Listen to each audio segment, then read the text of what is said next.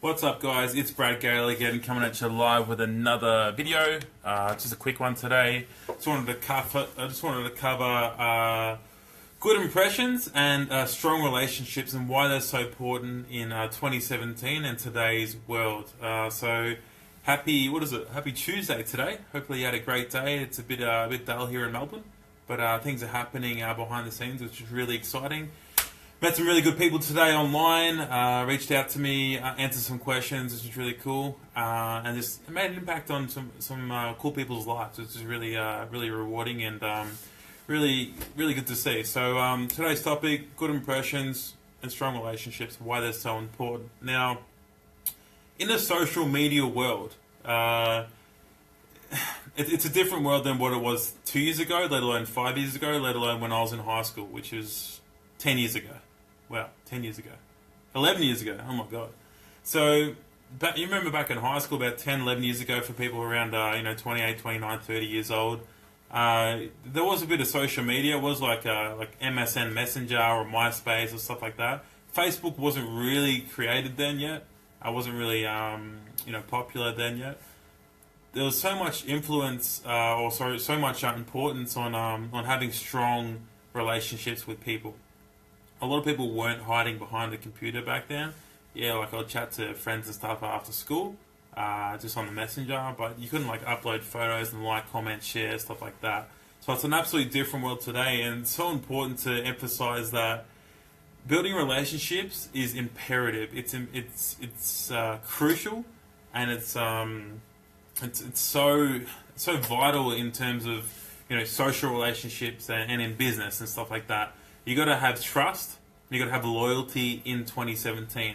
So a lot of people that are missing that, and they wonder why they're not getting anywhere in life. So, as I said, social media. There's not many people are genuine. There's a lack of authenticity out there. So, guys, I want to give you a few tips at the end of this video on, I guess, how to become more genuine, how to have people actually genuinely interested in you, and how to build trust and actually have people that like you for who you are. Not for what you have or what you post up online. So, at the end of the day, you are the 5 people you hang around. You're the average of 5 people you hang around. If you're hanging out with people that aren't really successful, you're not really going to be successful. If you're hanging out with 5 people that swear a lot, you're going to end up swearing a lot. If you hang out with people that are results based and get things done, there's a great chance that you're gonna catch that habit, and you're gonna start becoming just like that. So be careful who you're hanging around.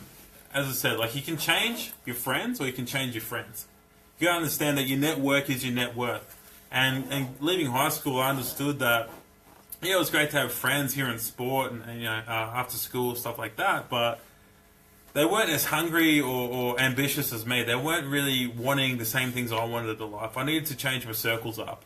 I needed to change my network. Even though my network got a lot smaller, it actually increased in value. There's a lot of people out there with a massive network, but the value is quite small because they're just making friends for the sake of it. They're not genuine, deep level relationships. They're surface type. Oh, I see you out on a Saturday night, or I see you at work, or I see you at the football club or basketball club or something like that. They're not really sort of deep, genuine relationships. You want people in your life that are going to pick you up off the side of the road if you've got 4 flat tires. You want someone in your life that you're going to call if you only got 4% battery left on your phone. You want people that are going to go to war with you, go to battle with you. You want them type of people in your life. If you got 3, 4, 5 of them in your life will be completely different. I guarantee you that. I've definitely done that myself, and life is a lot different than what it used to be. It used to be some bad circles when I was a lot younger. Nowadays, circle is smaller, but it's definitely a lot higher in value, which is really cool. So, you know who you hang around, and look, at the end of the day, relationships are like a flat tire. If it's not going to go anywhere unless you change it or fix it. If you have a broken relationship with someone and it's not quite gelling, moving forward with that relationship, it would not make sense at all. You want to have everything open.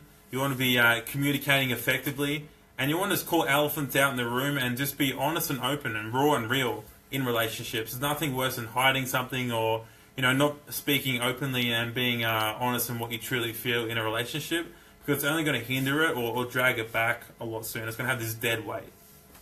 So you want to let go of any excess baggage in a relationship if you feel it's struggling, and also you want to just have crystal clear clarity in terms of what you want out of the relationship. What are you working towards? If it's a social relationship, hey, listen, let's go out and have some fun.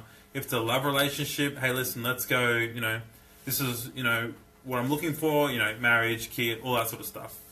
If it's a business relationship, hey, listen, we want to take on the world. We want to make millions of dollars. Or hey, listen, you know what? I don't want to take on the world. You may, but I don't. And you can see how that can start causing friction. So you want to get on the same wavelength as a relationship, lock arms, see the same vision, and move forward together. It doesn't matter. As I said, it could be social, love, or business and stuff like that. Now, even if the relationship does not work, if it does not work, you don't want to burn bridges, because you'd be so shocked at how full circle things go. And I'll relate this back to a first impression I had with a young guy. I won't name his name. It was about 3-4 years ago. I met him at, I think it was at like a kebab shop or something like that, in a country town, probably about, almost 2 hours away from here. And I just met him at the front, started chatting to him. It was 10 minutes max I spoke to the guy.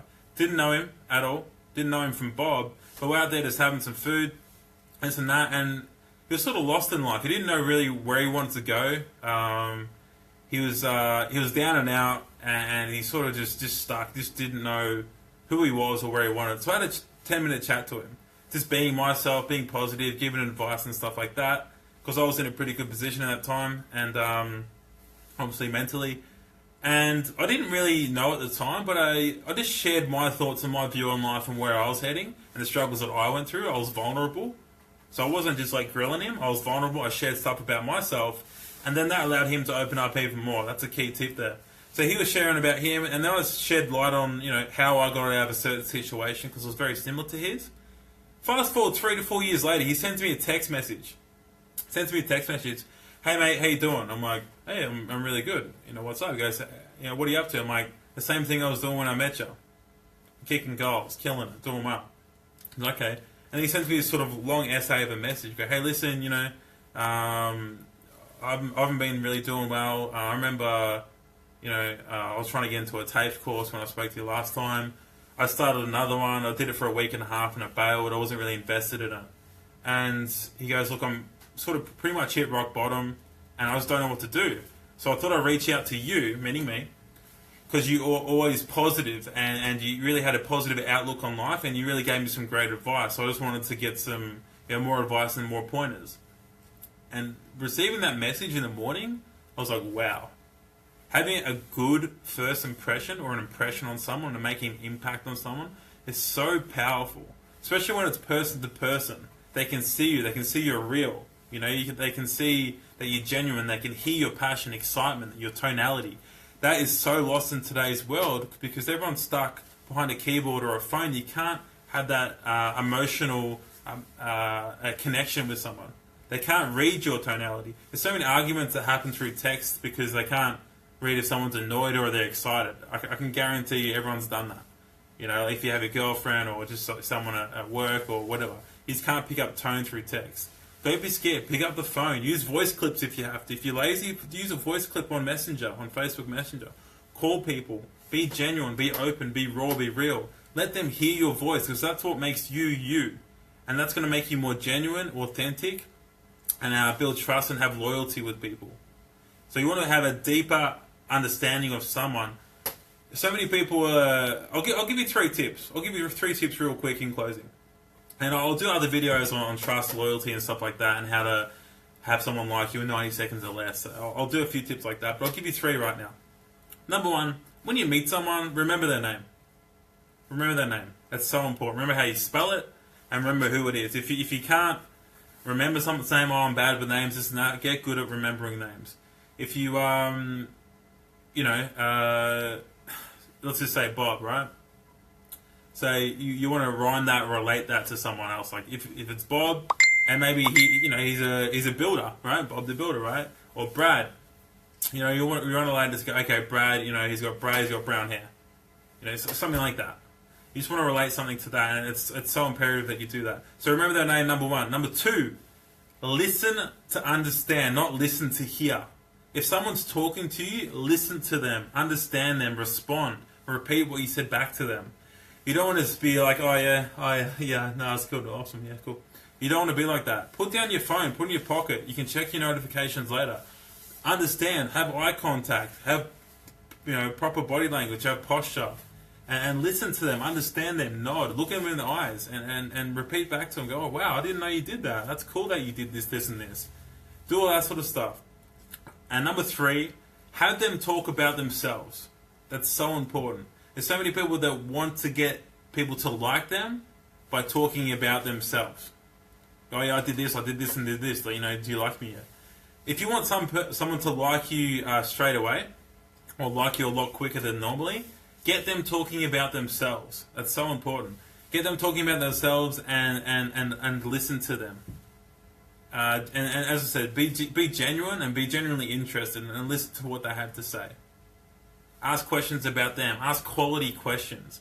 And in closing, this is probably the biggest tip that I've ever received, and the biggest impact that's changed my mindset into relating with people. Ask quality questions. Don't ask questions about the weather. Don't ask questions about the sports that happen on the weekend.